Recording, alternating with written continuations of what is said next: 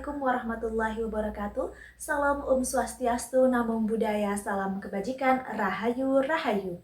Perkenalkan, nama saya Oktaria Zuleika dengan NPM A1A025121 dari Program Studi Pendidikan Bahasa Indonesia. Pada kesempatan kali ini, saya akan membahas materi yang saya dapatkan dalam mata kuliah pengelolaan pendidikan dengan dosen pengampu Ibu Nurfatana, SPD MPDGR.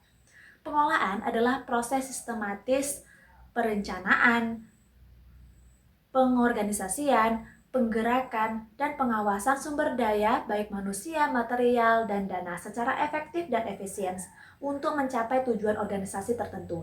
Sementara itu, pendidikan adalah usaha sadar dan terencana untuk mengembangkan potensi diri, membentuk karakter, serta membekali individu dengan keterampilan hidup melalui proses bimbingan dan pembelajaran. Jadi bisa kita simpulkan bahwa pengelolaan pendidikan adalah proses kemampuan dan kerjasama yang sistematis dalam mengatur serta memanfaatkan seluruh sumber daya pendidikan melalui fungsi manajemen agar tujuan pendidikan dapat tercapai secara efektif dan efisien. Sejarah perkembangan pengelolaan pendidikan bermula dari masa awal tradisional, peradaban kuno, di mana pendidikan umumnya berlangsung secara informal melalui keluarga dan komunitas. Belum berbentuk sistem administrasi yang baku, pengetahuan diturunkan melalui kebiasaan, tradisi, dan keteladanan. Kemudian berkembang pada masa klasik, pada masa Yunani kuno, pemikiran tentang pendidikan mulai dibahas sebagai bagian dari proyek kehidupan bernegara. Pada Romawi terlihat perkembangan melalui penguatan kurikulum, retorika, dan pembentukan jenjang, sehingga praktik pengelolaan mulai menampakkan ciri administrasi. Sementara itu, pada masa kejayaan peradaban Islam, pengelolaan pendidikan semakin kuat melalui institusi seperti madrasah dan pusat ilmu pengetahuan, termasuk dukungan pendanaan wakaf. Pada masa modern, masuk abad ke-19 hingga awal abad ke-20, pengelolaan pendidikan mulai dipengaruhi oleh paradigma organisasi modern. Kemudian, pada era kontemporer, pengelolaan pendidikan banyak menekankan peningkatan mutu dan perbaikan berkelanjutan. Kemudian, banyak literatur merangkum fungsi tersebut ke dalam kerangka POAC. Planning, perencanaan, yaitu mencakup penetapan tujuan, program, dan kebutuhan sumber daya. Kedua, organizing, pengorganisasian, yaitu untuk menata struktur kerja dan pembagian tugas. Ketiga, activating, pelaksanaan atau penggerakan, yaitu menggerakkan pelaksana program. Dan yang terakhir, controlling, yaitu pengawasan atau evaluasi, yaitu untuk memastikan kegiatan sesuai rencana dan melakukan perbaikan. Kemudian ada Standar Nasional Pendidikan, SNP, adalah pedoman dasar untuk menjamin mutu pendidikan di Indonesia. Salah satunya standar pengelolaan pendidikan, yaitu kriteria minimal mengenai perencanaan, pelaksanaan, dan pengawasan kegiatan pendidikan di tingkat satuan pendidikan untuk mencapai efisiensi dan efektivitas. Standar ini kini diatur melalui Permendikdasmen nomor 26 tahun 2025 yang menekankan manajemen berbasis sekolah (MBS) untuk memastikan tata kelola yang transparan, akuntabel, dan berpusat pada mutu pembelajaran murid. Komponen utama standar pengelolaan pendidikan yaitu perencanaan program, pelaksanaan rencana kerja, dan pengawasan serta evaluasi. Selanjutnya ada 8 substansi pengelolaan pendidikan. Nah, sekarang kita akan bahas lebih lanjut. Yang pertama, ada pengelolaan kurikulum dan pembelajaran. Terdapat komponen kurikulum dan pembelajaran. Pada kurikulum, ada tujuan kurikulum, isi atau materi kurikulum, strategi atau proses pembelajaran, dan evaluasi. Sementara itu, pada pembelajaran ada asesmen, media pembelajaran, dan sumber belajar. Tahapan dalam pengelolaan kurikulum dan pembelajaran yaitu dimulai dari perencanaan, pelaksanaan, evaluasi, dan pembelajaran.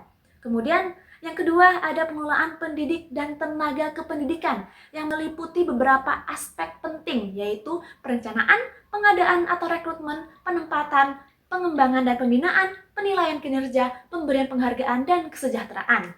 Kriteria pendidik.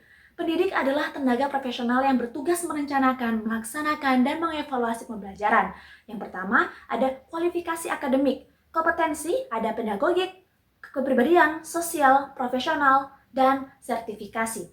Kriteria tenaga kependidikan. Tenaga kependidikan adalah anggota masyarakat yang diangkat untuk menunjang penyelenggaraan pendidikan.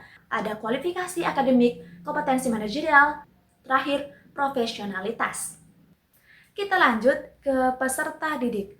Adapun pengelolaan langkah-langkah pengelolaan peserta didik Yang pertama, penerimaan peserta didik baru, ada sistem promosi dan sistem seleksi.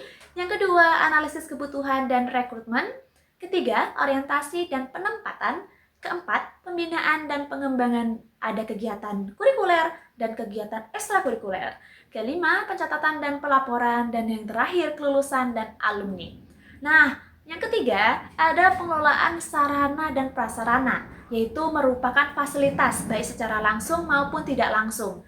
Lalu proses pengelolaan sarana dan prasarana itu diawali dengan perencanaan identifikasi kebutuhan, kemudian pengadaan pemilihan sumber daya, pemeliharaan dan perawatan yang secara rutin, pengawasan dan evaluasi pengawasan penggunaan.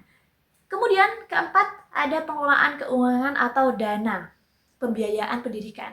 Dalam pengelolaan keuangan pendidikan terdapat beberapa prinsip penting, yaitu transparansi, akuntabilitas, efektivitas, dan efisiensi. Sumber dana pendidikan berasal dari berbagai pihak berdasarkan Undang-Undang Nomor 20 Tahun 2003, pendanaan pendidikan menjadi tanggung jawab bersama pemerintah dan masyarakat.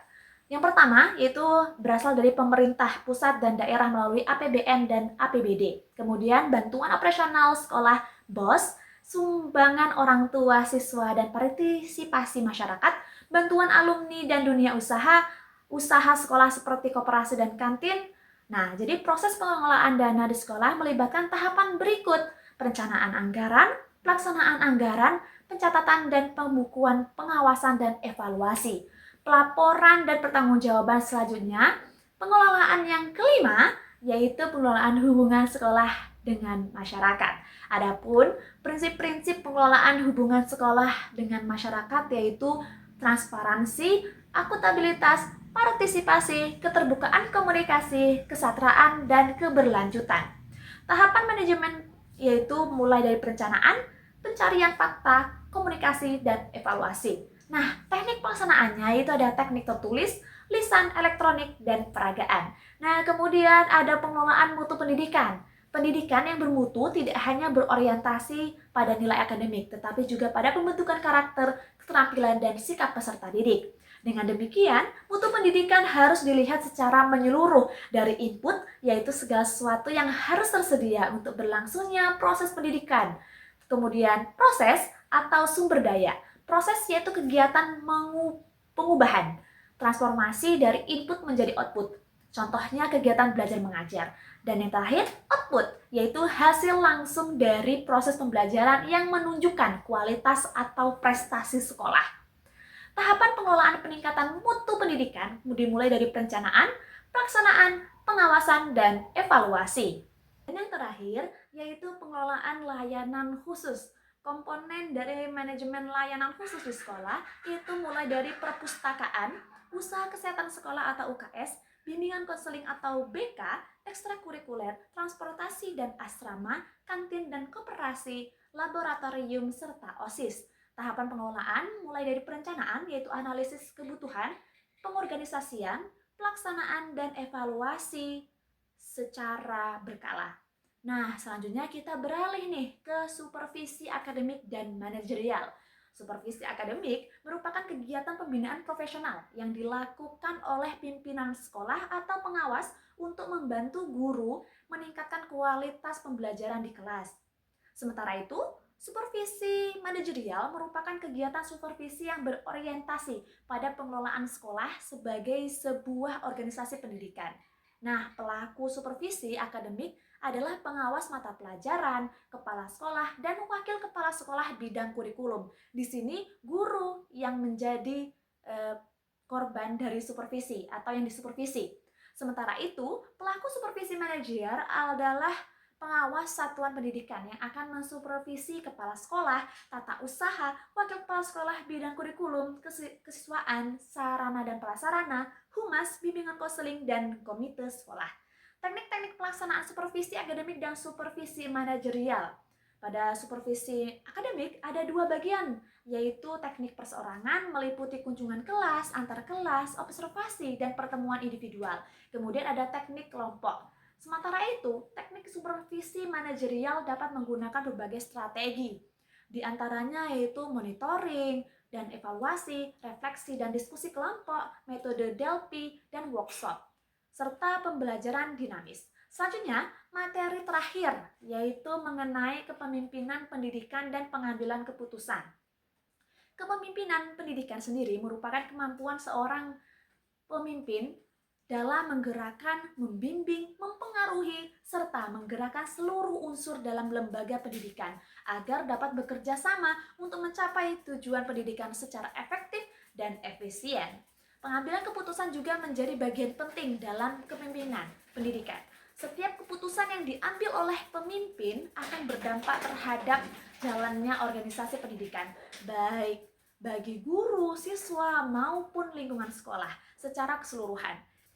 Kepemimpinan pendidikan dan pengambilan keputusan dipengaruhi oleh berbagai faktor, baik faktor internal maupun eksternal. Faktor internal meliputi kepribadian pemimpin, kompetensi profesional, pengalaman, nilai, dan etika, serta kondisi emosional. Sedangkan faktor eksternal meliputi budaya organisasi sekolah, kebijakan pemerintah, ketersediaan informasi, partisipasi stakeholder, serta kondisi lingkungan. Nah, itu dia semua materi pengelolaan pendidikan yang sudah saya pelajari selama pertemuan kemarin. Apabila ada kata yang salah, saya mohon maaf. Akhir kata, wabillahi taufiq wal hidayah. Wassalamualaikum warahmatullahi wabarakatuh.